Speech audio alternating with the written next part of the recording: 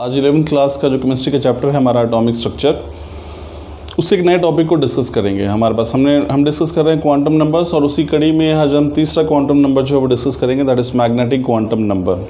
अब देखिए, मैंने आपको पहले बताया था क्वांटम नंबर्स जो हम सभी पे डिपेंडेंट है। हमने पहले प्रिंसिपल क्वांटम नंबर की बात की, जिसको हम n से डेजिग्नेट करते हैं। उसकी वैल्यूज़ हमने देखी, वैल्यूज़ जो है उसकी 1, 2, 3 अप टू इन्फिनिटी जो है वो हो सकती थी। फिर हमने बात की एजिमुथल या एंगुलर मोमेंटम क्वांटम नंबर की। उसकी जो वैल्यूज़ हैं वो डिपेंड कर रही थी प्रिंसिपल क्वांटम नंबर के ऊपर, यानी एल की वैल्यू कहाँ से कहाँ सकती है, अगर आपको ध्यान हो तो that is from 0 to n-1। अब हम तीसरे क्वांटम नंबर की बात करें, that is magnetic quantum number. नाम से पता चल रहा है magnetic quantum number, it has something to do with magnetic properties. Of course इससे हमें अगर हम वैल्यूज़ की बात करें पहले, तो मैग्नेटिक क्वांटम नंबर को हम m से डेजिग्नेट करते हैं। ध्यान रखिए, इसको स्मॉल m से लिखा जाता है मैग्नेटिक क्वांटम नंबर को, और it can have all the values ranging from -L to +L including 0। m की वैल्यूज़ क्या होंगी? देखो, पहले तो ये चीज़ ध्यान में रखिए कि m की जो वैल्यूज़ हैं वो किस पे डिपेंड करती हैं? L पे। जैसे कि L की वैल्यू डिपेंड कर रही थी n के ऊपर, वैसे हमारे पास m की वैल्यू यानी मैग्नेटिक क्वांटम नंबर की वैल्यू किस पे डिपेंड करती है? L की वैल्यू पे। और वैल्यूज़ क्या होंगी m की वो सारी वैल्यूज़ होंगी -L से लेकर +L तक, जिसमें हमको 0 भी इंक्लूड करना है। यानी आप यहाँ देख, मान लीजिए कि L की वैल्यू सपोज करो कि L की वैल्यू जो है वो 2 है, तो m की वैल्यूज़ क्या हो जाएंगी? This will be equal to -L to +L including 0। So -L means -2, -1, 0, 1 and 2। तो ये 5 वैल्यूज़ हो गई हैं। इसी प्रकार से आप वैल्यूज़ जो है फाइंड आउट कर सकते हैं। अब बात करते हैं इसकी इन्फॉर्मेशन जो हमें इससे मिलती है। इन्फॉर्मेशन क्या है? It gives information about the magnetic movement of the electron in an orbital. किसी ऑर्बिटल के अंदर इलेक्ट्रॉन की मैग्नेटिक मूवमेंट जो है वो कैसी होगी, वो जानकारी हमें इससे क्वांटम नंबर से मिलती है। इस वैल्यू म्यू जो that is given by n × n+2 square root. n जो है यहाँ पे this is number of unpaired electrons. जो अनपेयर्ड इलेक्ट्रॉन्स होंगे वो उससे मैग्नेटिक मूवमेंट जो फाइंड आउट कर सकते हैं। अब देखिए, यहाँ पे अगर वैल्यूज़ की बात करें तो L की जितनी भी वैल्यूज़ होंगी, M की वैल्यू जो है उससे 1 ज़्यादा होगी। अगर L की वैल्यू 2 है तो M की वैल्यू जो है वो 3 हो जाएंगी, क्योंकि वो -L से लेकर +L तक है। उसमें एक वैल्यू कौन सी जुड़ गई है? 0 जो वैल्यू जुड़ी है, जिसकी वजह से M जो है 2L+1 वैल्यूज़ होती हैं इसकी।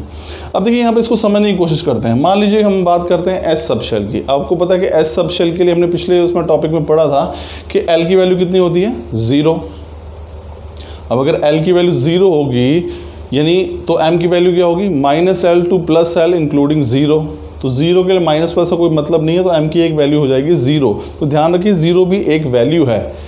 इसका मतलब ये हो गया, जो S सब शेल है इसके अंदर जो ऑर्बिटल होंगे वो केवल एक ही प्रकार के होंगे, और वो हम आगे पढ़ेंगे कि जो स्फेरिकली सिमेट्रिकल S ऑर्बिटल होते हैं, तो S ऑर्बिटल जो है वो एक ही प्रकार का होता है। अब आते हैं सेकंड पे, P पे। यहाँ से आपको चीज़ और क्लियर होगी। अब जब हम P सब शेल की बात करते हैं, P सब शेल के लिए L की वैल्यू क्या होती है? 1। तो L की वैल्यू अगर 1 है तो M की वैल्यू क्या होगी?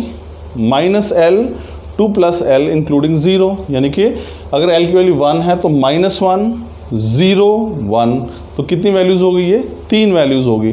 इसका मतलब P सब शेल के लिए L की वैल्यू अगर 1 होगी तो M की 3 वैल्यूज़ होगी, -1, 0, 1।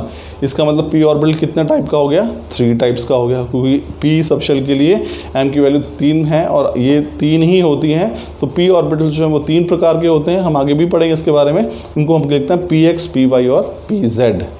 अब फिर हम बात करते हैं D के लिए। अब जो देखिए, D जो सब शेल है इसके लिए L की वैल्यू कितनी होती है? 2। अगर L की वैल्यू 2 है तो यहाँ पे M की वैल्यू क्या आएगी? -L to +L including 0। यानी कि -2, -1, 0, 1, 2। इसका मतलब कितनी वैल्यूज़ हो गई? ये 5 वैल्यूज़। इसका मतलब D सब शेल में ऑर्बिटल्स कितने प्रकार के होते हैं? 5 प्रकार के। तो इसी तरह आप F के लिए देखोगे तो F के लिए हमारे पास 7 आएगी, 7 वैल्यूज़ आएंगी। इसका मतलब जो F ऑर्बिटल्स होता है वो 7 टाइप्स के होते हैं। So this was about the magnetic quantum number. इसको रिवाइज कर लेते हैं। मैग्नेटिक क्वांटम नंबर जो तीसरा क्वांटम नंबर है, ध्यान रखिए, इसको हम m से स्मॉल m से डेजिग्नेट करते हैं। m की वैल्यूज़ की बात करें तो m can have all the values ranging from -L to +L including 0। ध्यान रखिए कि मैग्नेटिक मूवमेंट क्वांटम नंबर की वैल्यूज़ डिपेंड करती हैं किसके ऊपर? एजिमुथल क्वांटम नंबर के ऊपर। तो वैल्यूज़ क्या क्या होंगी? -L से लेकर +L तक इंक्लूडिंग 0। जानकारी क्या मिलती है? नाम ही है मैग्नेटिक क्वांटम नंबर, तो it gives information about the magnetic movement of electron in an atom. तो यहाँ पे इसको वैल्यू उसके फॉर्मूला से हम मैग्नेटिक मोमेंट फाइंड आउट करते हैं। Value the equation is mu is equal to n into n plus 2 square root, n is number of unpaired electrons. तो यहाँ पे हमने देखा इसकी m की वैल्यूज़ क्या क्या हो सकती हैं, 2l प्लस 1 वैल्यूज़ होंगी। s ऑर्बिटल के लिए हमारे पास m की वैल्यू सिर्फ 1 आएगी, इसका मतलब s ऑर्बिटल एक ही प्रकार का होता है। p के लिए अगर आप m की वैल्यू निकालोगे तो 3 आएंगी, इसका मतलब p ऑर्बिटल्स 3 प्रकार के होते हैं। और d के लिए अगर हम बात करेंगे तो m की वैल्यू जो है 5 आएगी, इसका मतलब d ऑर्बिटल जो है 5 टाइप्स के होते हैं। So students, this was all about magnetic quantum number. Next topic में हम पढ़ेंगे स्पिन क्वांटम नंबर जो है वो क्या होते हैं। Thank you.